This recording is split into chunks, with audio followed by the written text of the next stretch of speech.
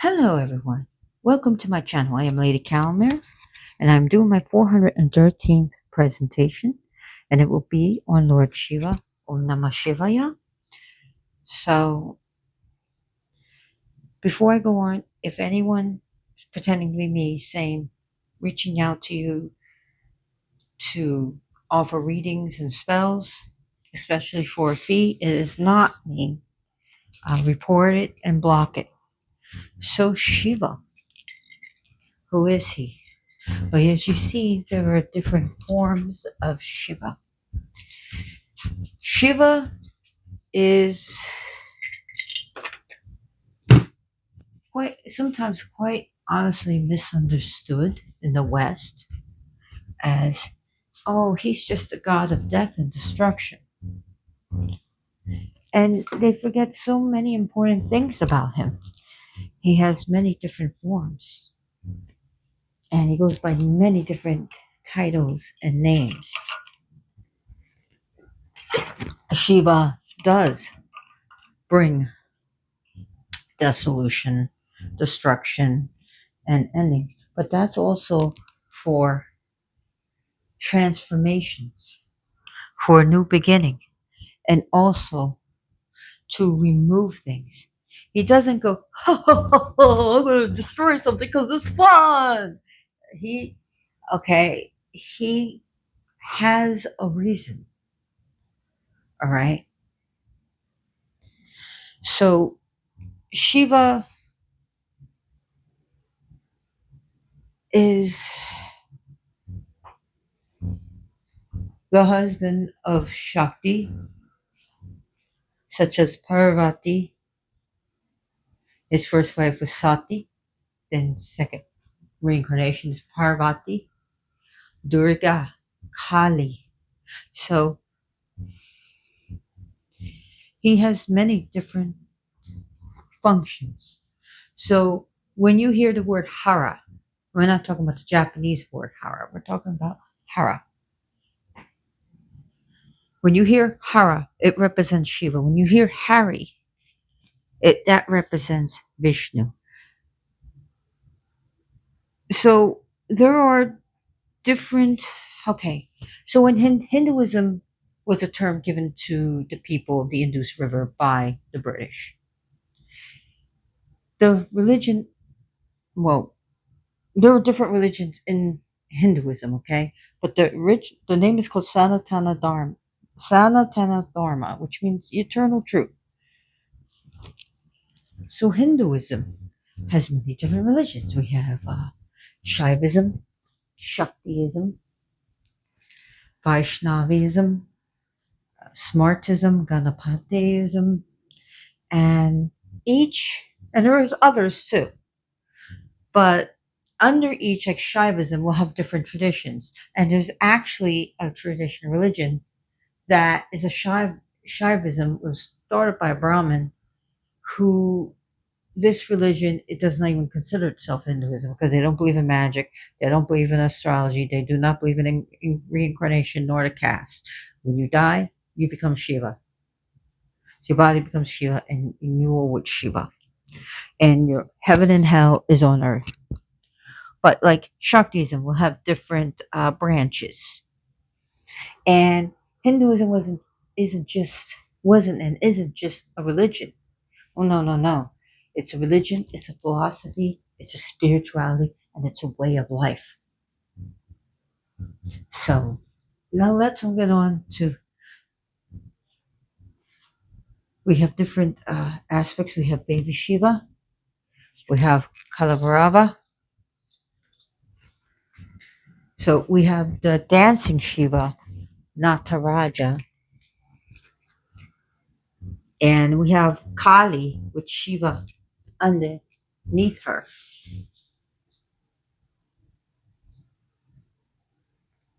So, and we have the Shiva Lingam. So there's many different forms of him. And it's also said that we separate his forms in our own minds. I mean, yes, he will come in different forms for us, but it's also Maya. So,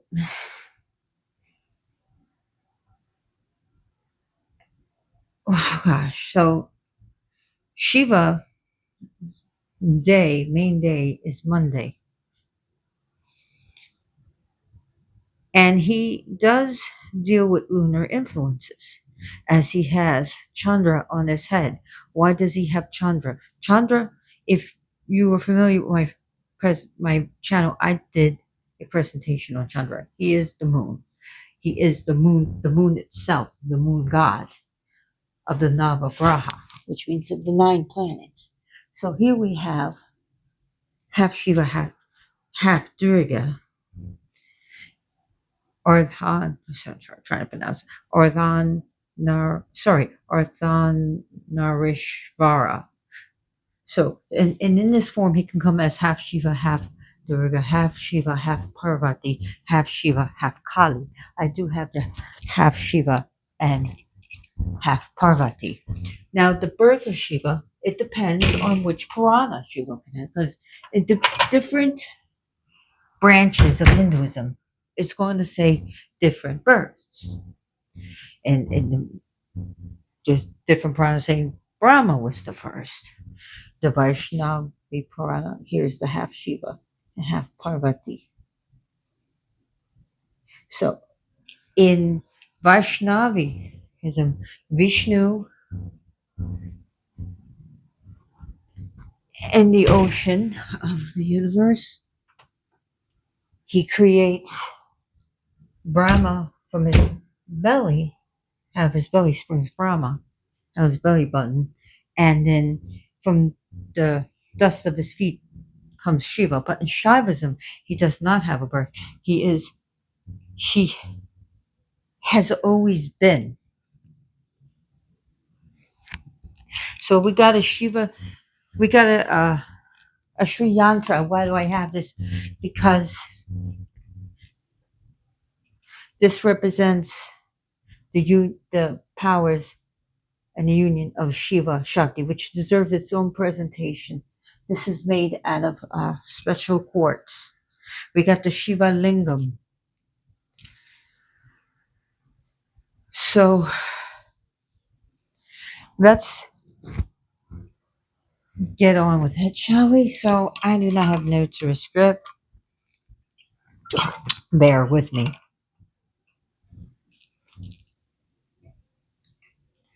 So here we have Nataraja.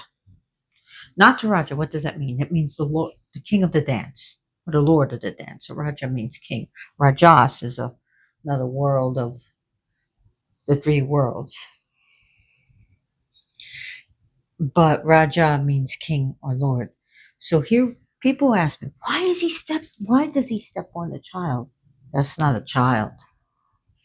That's not a child at all. This represents ignorance.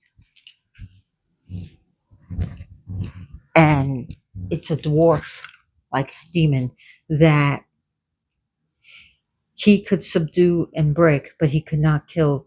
For if he was to take away the ignorance, then the world, the all of creation is gone, everything.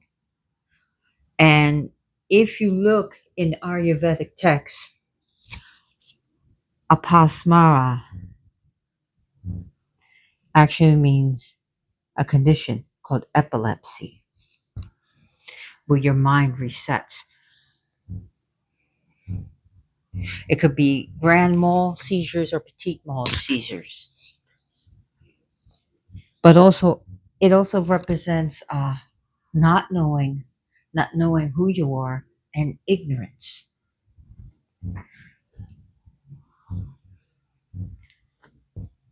And through people's ignorance comes through fear, prejudice, and hatred. And unfortunately, due to that comes war and genocide. But here we see on the Nataraja, where he's doing one of his 10 davas, which is the dance. And there's like 7 major dances with this. And this one happened in Tamil Nadu. So let me explain what's going on here. Here we have, they say creation, preservation, destruction, but there's also concealment and liberation, aka grace. So here we have the damaru, the drum of it represents Shiva Shakti together, all right? And with this drum makes a sound, boom, boom, boom. And even science has said things are made of energy and waves. So he makes vibration, waves, and a sound for creation. Here, he is giving the sign of fear not, but it's also preserving. He's also doing preserving of creation, of life, preserving. And in another hand, he'll hold fire. I don't know if it has it on this one, because he's holding a bowl right here. But usually you will see that this is a different Nataraja, and you will see him holding fire, and that fire is Agni. But here's the one where he's holding fire. Aha! Because this is very old. This is older than me. So fire for destruction. Now I did say concealment and liberation. Where is that symbol? So here is concealment. The concealment is his foot stepping on Apasmara. That foot right here is concealment, is to hide and to cover. This foot right here, you see where his hand is pointing to this foot? This foot represents liberation. But look, in this statue, Nataraja, Apasmara has his foot right here. I guess he's looking for liberation too. What does this fire mean? This represents the fire of the Tandava, the energy that he raises. We see a fierce form of Shiva here, where it's very fierce. But why is it fierce? But this also represents the wheel of the universe, creation, so life and death, the wheel of samsara. He can step out of it. He could be in it and out of it, and he's unaffected by it. All right? He holds the pitchfork that people would say, but it's actually called a trishula or trishul. And it represents three, the Trinity. It also going to represent past, present, future, but also the three worlds and life, preservation, and death. And we can even get more into the Trishul.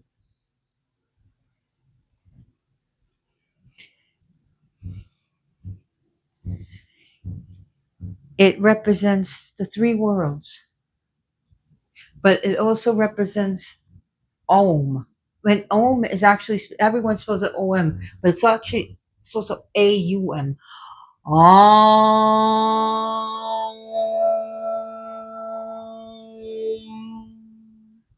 You hear the difference from Om? You can hear the difference between the sound and the vibration. So he has the beggar bowl here, the offering bowl. He has the nagas in his matted hair because he's an ascetic. Okay, he's a wanderer, but he also holds the Ganges in his head because, and here we even see the face of Ganga, the river Ganga, because he had to when she came down to earth, she would have crushed the earth with her massive weight, but he caught the Gangas in his hair and let it drip out slowly. So his hair is matted. There's this little Damaru. And here's Chandra, as you can see right here.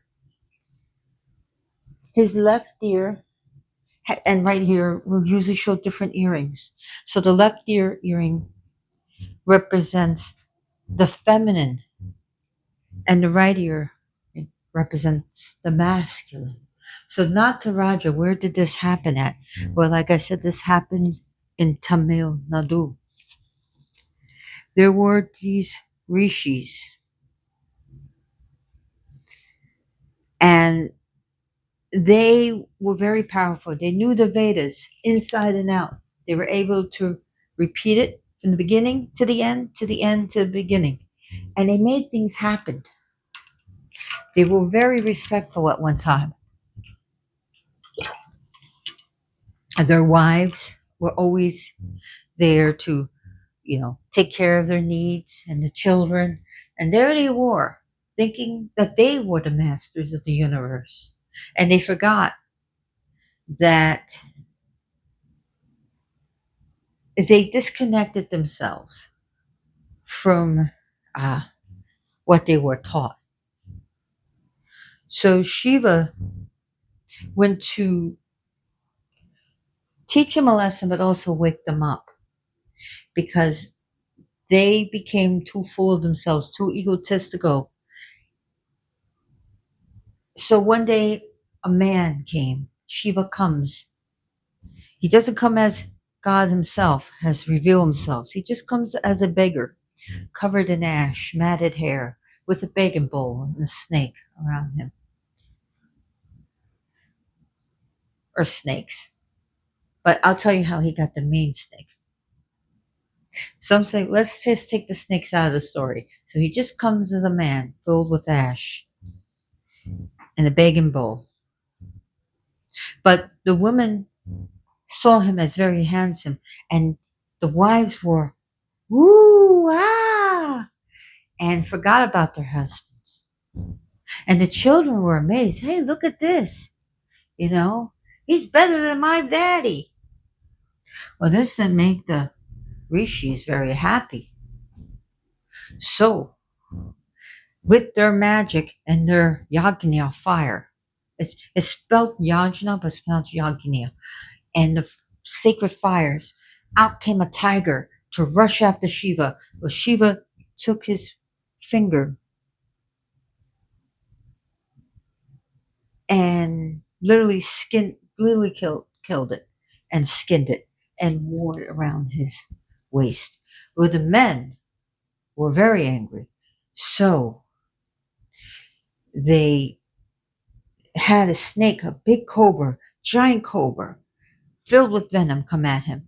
He just picked up the snake and put it around him. Well, they were angry.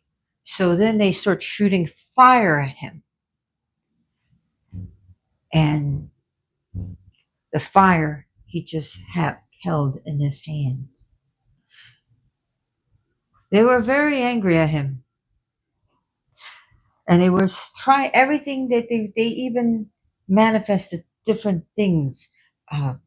It's one story says the Trishul they threw at him. They manifested. He just held it. They threw the Damaru at him. He got that too. So they were like, okay, let's do our ultimate weapon. So they made this demon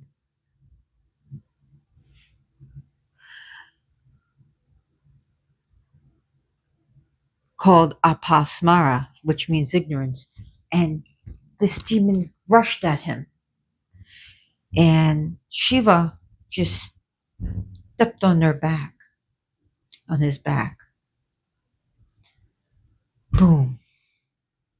Crushed its back underneath him. But he could not kill him, for that would be the end of the world. And the rishis, Shiva finally revealed they really realized who he was.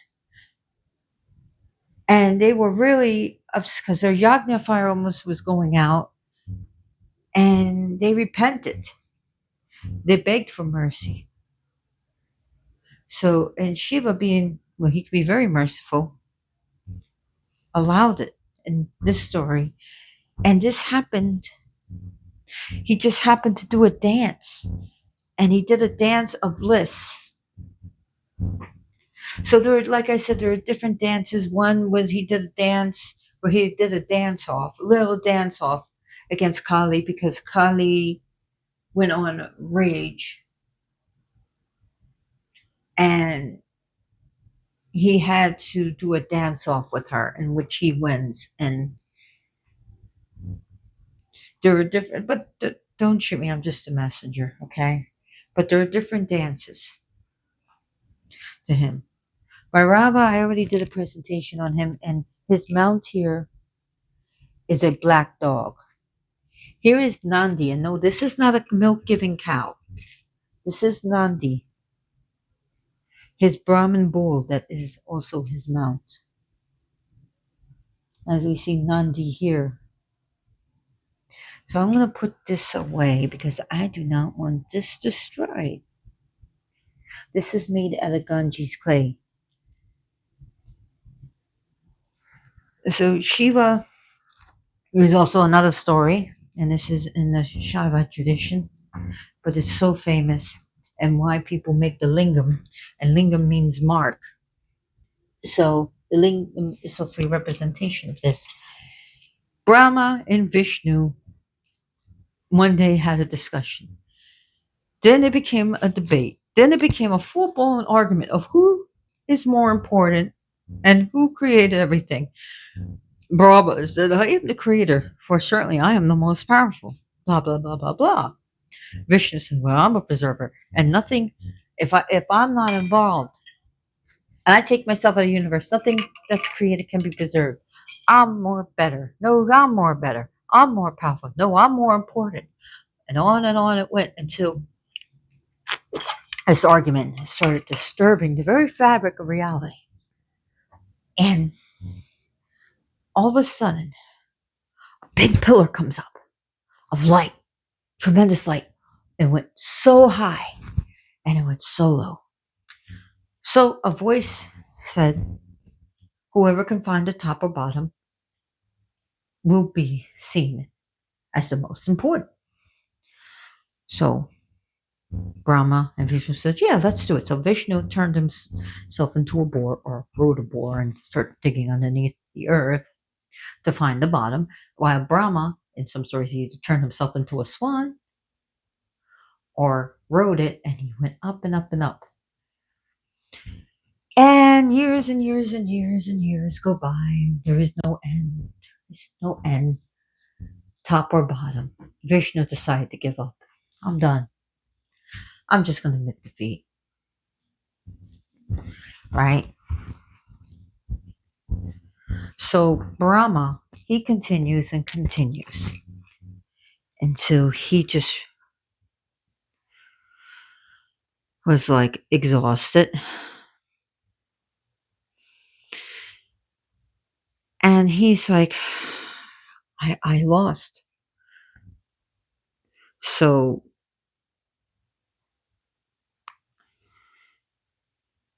there is this flower that fell from the top.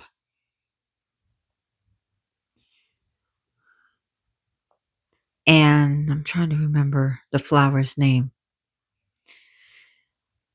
And Brahma grabbed hold of the flower. And he told the flower, he said, flower, I want you to be, oh, it's the Kataki flower. That's what I'm thinking. So he told the Kataki flower, I want you to tell Vishnu that I found the top of this pillar. But the flower said, but you didn't. Brahma said, you will say this, but that would be a lie. And he goes, flower, Kataki flower, do you know who I am? And he said, I'm Brahma, the creator. So Vishnu and Brahma finally met up. Vishnu said, I could not find the bottom. I concede. Brahma said, well, I found the top. I I have a witness. And the flower said, yes, Brahma found the top. So he won. And Brahma said, well, then means I'm the most important and that I am the true God. Well, a voice came out of the pillar and said, Brahma, you are a liar. And that flower is a liar too. And out came Shiva. And he was so angry at Brahma. And this is one of the reasons why Brahma is not usually worshipped. But I would say not usually because there are temples to him, but not many. So he's still worshipped. But it also probably explains why Shiva's worship also overtook Brahma's worship. But yeah, he revealed himself and he told Vishnu that he was proud of him, but he told Brahma that you are egotistical and you lied to get your own way. And you have a lot of learning to do. So Shiva is also part of the Trimurti, which means the three statues. And I'll show you. I got one. You only see my TV. Let me get over here. Right here. And it represents Brahma, Vishnu, and Shiva together as one deity.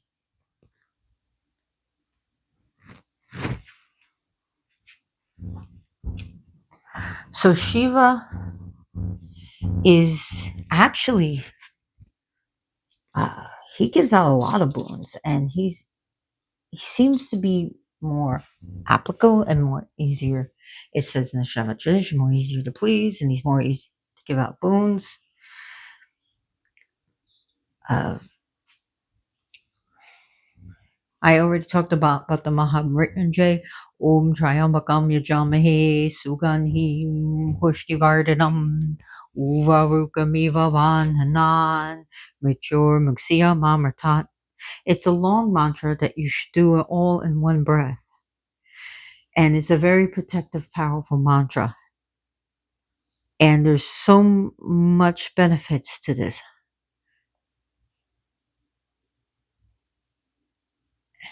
And this mantra can protect you from the most from very powerful spirits. Mahamrityunjay. Okay, so it's used for overcoming fear and anxiety to gain inner peace.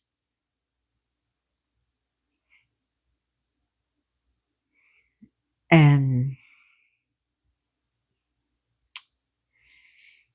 protection from harm.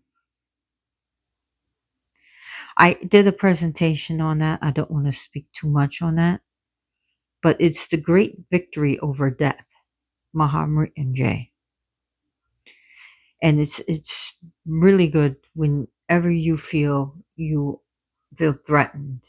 And you can do mantras anytime. A lot of people say, oh, you just have to sit down and take time out of your day even though you're busy. No, you can do mantras when you're showering. You can do mantras while you're gardening. You can do mantras while you're washing dishes. You can do mantras while taking a bath. Yes, it's great to be able to have time to meditate and sit down, but not everyone can do it. Especially if you're working and say you have a lot of things to take care of. You could do these mantras on the go as long as you're careful when you're driving. I do have to say that. Be careful when you're driving. So Shiva, things to not give him: the Kataki flower, and do not give him anything spicy because of the throat. You notice how he'll always have the blue throat. There was a story about that. And when the gods when the deities want and Asurs wanted to churn the ocean for many gifts, and they worked together. But what happened is they used Vasuki, the great serpent, and sometimes they said it's his venom that he puked because he got dizzy when they used him to twirl Mount Meru back and forth, or the Axis Mundi, depending on what story, or that the poison came out and was called Hala Hala poison. And this poison, after all the gifts came out and all the different deities came out, this poison came out and it threatened all creation, the deities, the demons, and no one would touch it. But Shiva volunteered because people, all the deities and the swords were scared. So he took the poison and he drank it, but he started getting sick. And it was through the efforts and the goddess that the story that I know is the Tara came, the goddess Tara, who's also a Mahavidya, came and she nursed him as a wet nurse. And it stopped the poison in his throat. So that blue poison, that blue throat, and it's also called the blue throated one. Sorry, the blue throated one. That's why you don't give him anything spicy. So things that he likes, offerings to Shiva. Offerings to Shiva is also going to be depending on your tradition. Some people will not give him any meat. I mean, I know there were sacrifices generally vegetarian,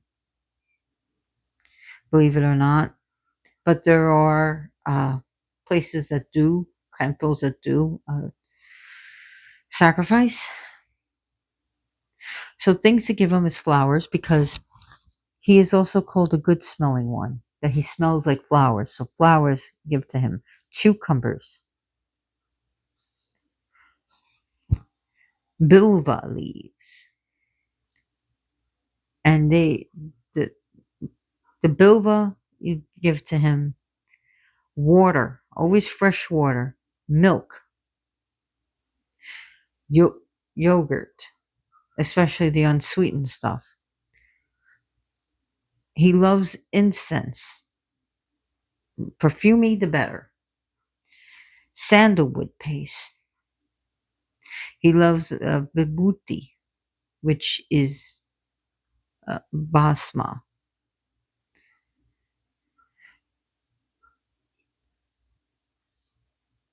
So don't. It's also said don't give him basil leaves, tulsi leaves, which is sacred to Vishnu. Don't give him kataki flowers or the champa flowers. Don't give him anything spicy. Uh, don't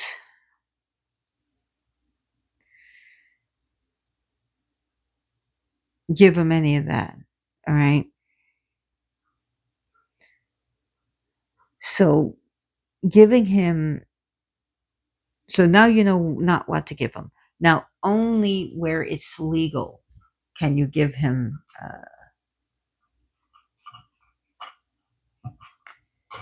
Oh, how do I say this and not get in trouble? We'll just say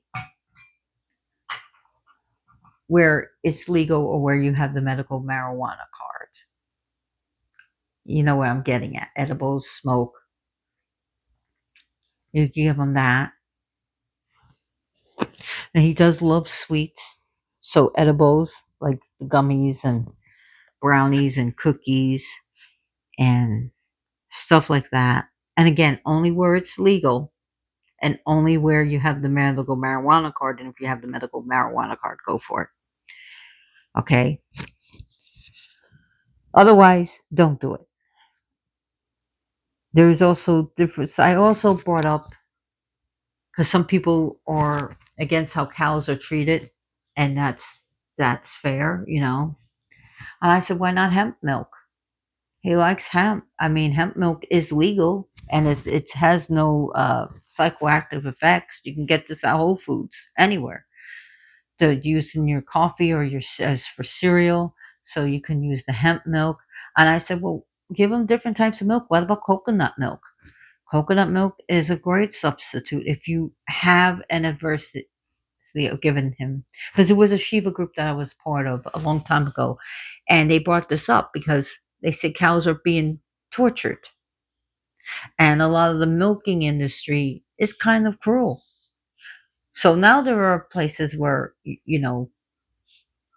that are very humane, so you can use that. But if you're adverse to giving milk and dairy, then do coconut milk, do oat milk, do multigrain milk. See how he likes it. Fruits, berries, melons. He likes that. Dried fruit. People I when I went to the temple, people offered like trail mix, little trail mix of oats and grains and walnuts and seeds and dried fruit. They would leave at the murtis, the statues. So murtis are the living image of the deity, that it's like the deity is inside. So sometimes Hindus get really mad when you call their murtis just plain statue. Shiva deals with, he can give you, there is also Om Sarvakamadeya Namaha, where you concentrate on what you want, especially dealing with finances and stuff. You use that mantra, Om Sarvakamadeya Namaha, Om Sarvakamadeya Namaha, Om Sarvakamadeya Namaha. So other things that you can give them, let's go back to offerings. You give them honey, that is very sweet. Some people like to offer baked goods and breads and things that they make, or things that they get at the farmer's market, or things that they find specialty things. So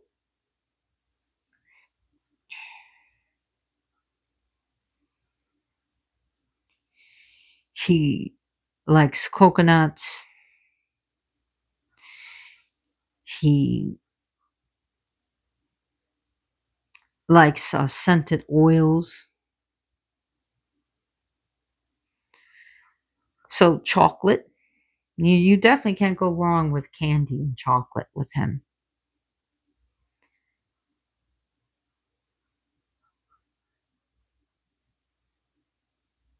So any type of milk product. I mean, make him a milkshake. He likes ghee, which is clarified butter, but he also likes butter itself. You can give him cereal. You can give him a protein bar.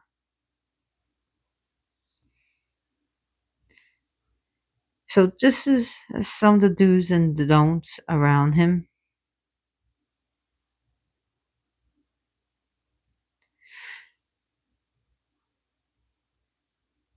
Rudraksha beads is his bead. I have a Rudraksha mala, but I'll show you what a Rudraksha bead looks like. And this is his mala. His mala that you want to use with him is definitely Rudraksha. And this is a bead I wear.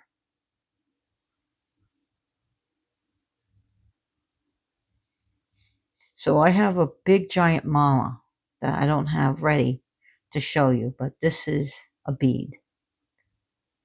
Rudraksha represents him. He's also what was that? Oh, I also have a statue of him meditating under the banyan tree. And the banyan tree represents the goddess herself. And I just can't find the statue. Is it here or is it upstairs? And if it's upstairs, I don't feel like walking up. So Shiva represents means auspiciousness and consciousness. He's also called Kala, which means time. And the feminine aspect, force of Kala, is of course Kali. So Kala and Kali.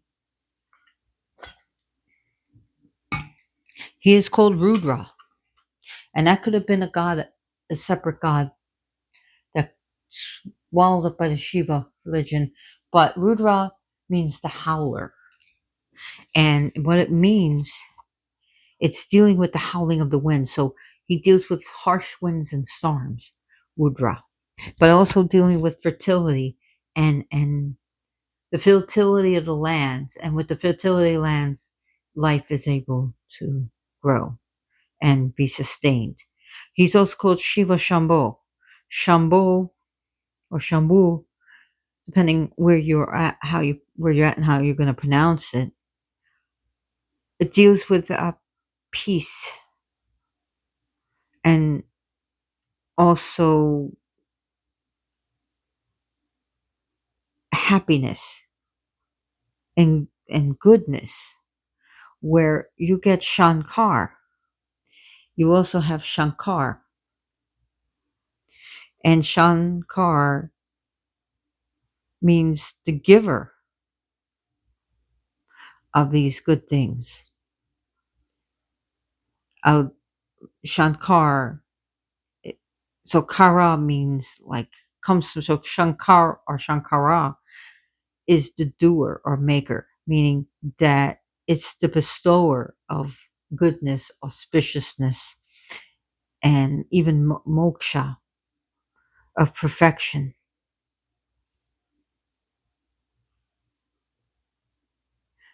Bhairava means the terrifying one, and he's like closest to like the cremation grounds and also dogs, and also dealing with closest to the earth. So you have Tripura Bhairava, which means the terrifying world, one of the three worlds. You have Mahakala or Mahashiva, which means great. So great one of time, the great. And what does time do? Time meets its, withers things and makes things old, and then causes death. And just through eventually through time, things decay. So he could be seen depending on his aspect. He's usually seen blue, but as in Bharava, here he is black. And some images they show him as white. He can be seen underneath Kali and underneath Tara in the Mahavidyas. So Mahavidyas means she of great wisdom. And I already did I did a presentation on each of the Dasa Mahavidyas. So there are aspects that the like with Tripura Bharav, there are Ashta Bharav.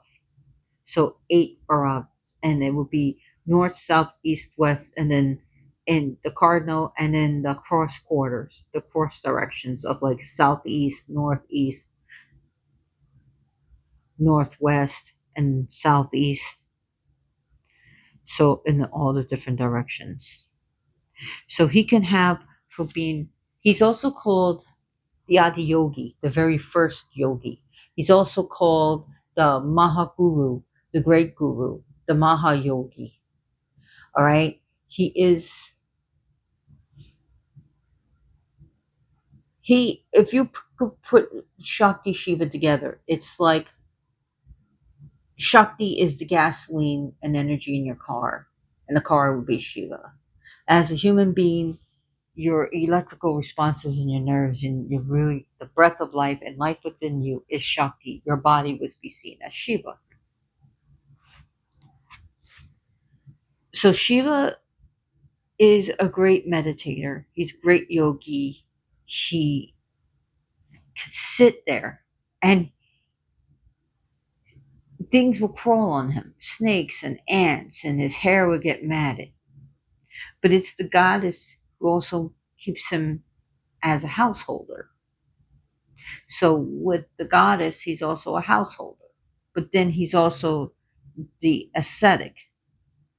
He has three eyes for past, present, future, but his third eye can be used as a weapon when after his first wife immolated herself, Sati, he became a loner, and the gods were fearful because they needed him.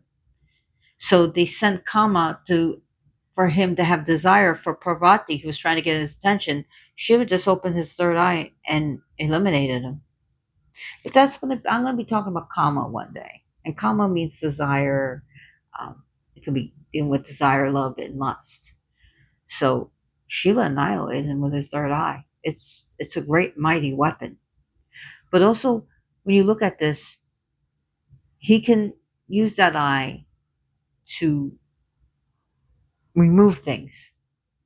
So it's like when we open our third eye, it's not like we're destroying, but we can also look past the illusions and remove the curtain to see what's behind the curtain of Maya.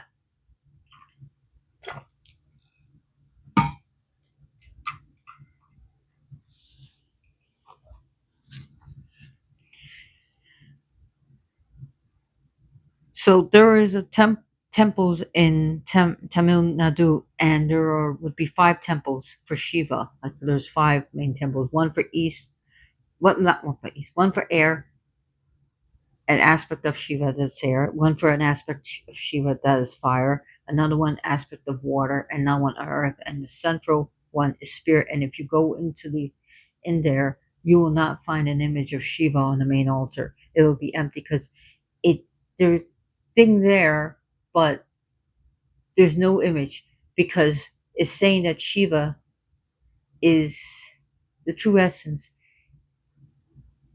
is that he is everything.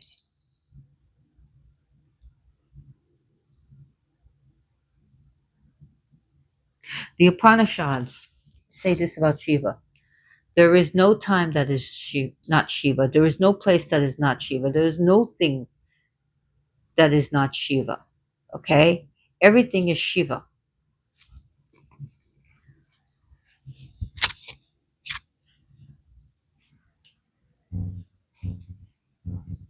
Varanaris, I hope I'm saying it right, is a sacred city to Shiva. And it says if one was to die there, they can have liberation.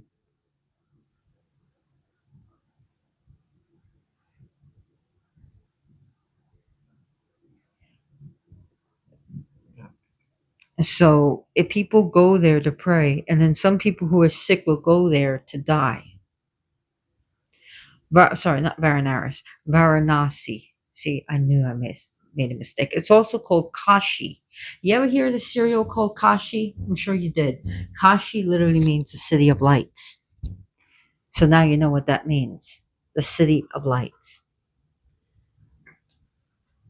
And it's the abode of Lord Shiva and considered the holiest city in the world.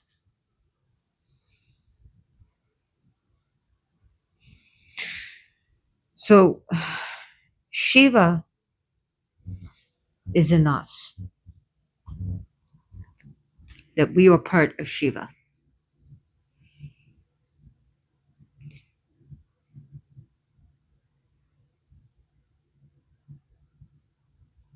Shiva can grant immortality to get out of the circle of samsara. But he can also grant other boons depending on the mantras that you do.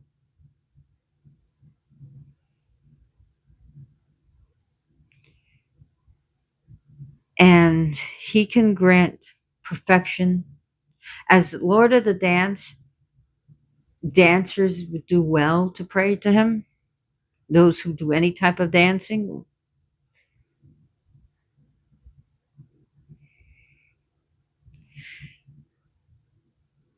He is for those who are householders, but also for renunciants, for those who renounce things.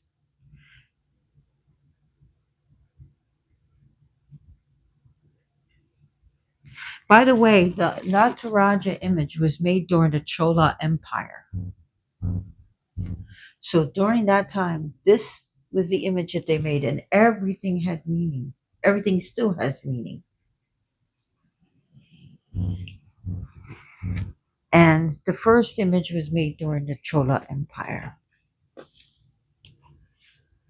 Chola.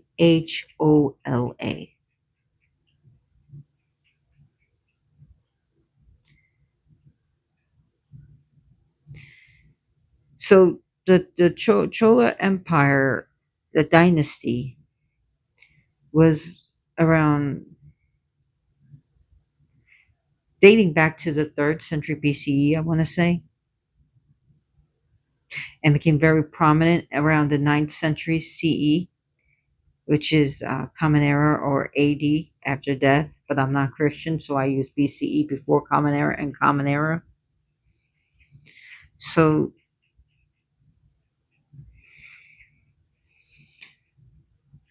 Shiva, as you will notice, he is not like Indra, who is the king. He doesn't wear a crown and he doesn't sit on the throne. He doesn't wear lavish clothing nor lavish jewelries all over him. Yet, especially in the Shiva tradition, he is above the king. He doesn't desire the throne because that involves lots of attachments. And the Indra is said to always, have to fight for his kingdom. And I've already did a presentation on Indra, so I don't want to get too much into that.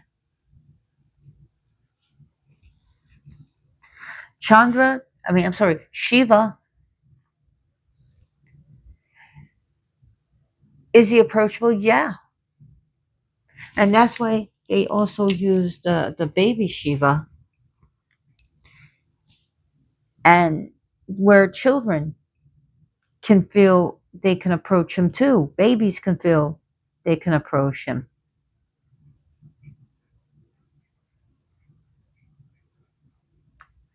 And I'm trying to think of the name, Bolanath, and it means the innocent Lord, the innocent God, and it shows his childlike purity and lack of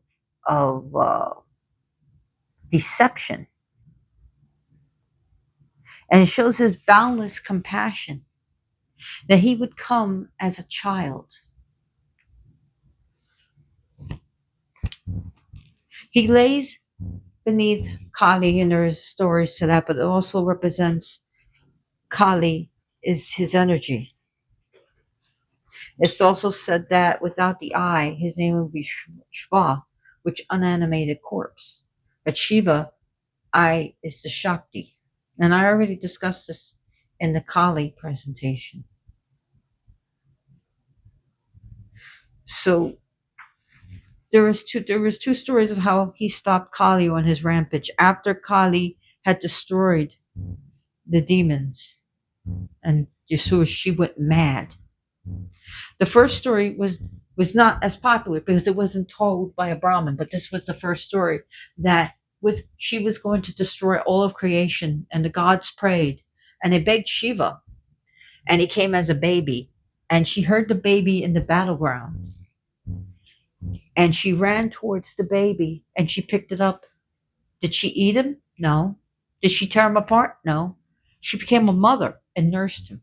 But it wasn't told by a Brahmin, so it was retold as Shiva came as a man and threw himself on the ground, and she stepped on him, and she instantly stopped her destruction, and she calmed down. Now, in Karela, it said that she had shame and she held her tongue out, but the tongue also represents something else more than shame.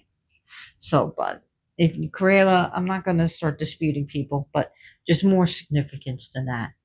So it represents you can go to the mother as a child or as a hero. So you can go to Kali as a child or as a hero. The second story was retold by a Brahmin, so that's the most famous of him throwing himself under her. And I have a great, I'll show you a picture of that. You are not going to destroy anything, mister. There it is. Kali Ma with Shiva underneath. See? Right there. And you see Chandra, the moon. And he's blissful. He's blissful under the mother. You are not going to start this. The Shiva Lingam deserves more interpretation than that. And I'm going to do I did a presentation on the Lingam stone, which is his stone, his sacred stone. So there's one that is black, which is even more sacred. And then where is the big stone? I'll probably have it upstairs. And I got the black lingam, and I did a presentation on the regular lingam. I got to do one on the black, and this is considered much more sacred. But this is what the black one looks like. These are his stones. So if you're looking for a stone, it's Shiva Lingam stone. You can get you'll see the tan and brown one or the black one. So I recommend getting both and getting anything that is shaped like a lingam.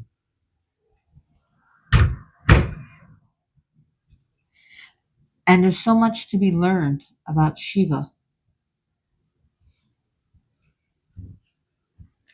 Shiva is for anyone who wants to go to him.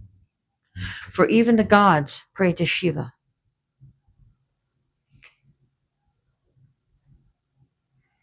I can't find my statue. My statue is upstairs with him as a yogi. But he is the guru. He is the Swami. The guru means teacher. That's what it means. He is the grand teacher. He can heal and he can destroy. He can bless, but he can also curse. And there are stories where he said when he couldn't remove a curse that was done by another god or goddess, he found a way around it and then turned the curse into a blessing. And there's one story where Chandra was cursed and he started waning and waning and waning, the moon, and he was dying, and he went to Shiva, and Shiva said, I'll fix this. You will wane, you will continue wane, and you will turn black, but then you will grow again and wax and turn full. So in this story where Chandra was cursed for, I already discussed this in Chandra, I believe, but he'll go from new, dark, from balsamic to new to crescent and to waxing gibbous and then to full and then waning gibbous and then to the waning crescent and then to dark, and it represents time this way. Stop it, Loki and Miss Kitty.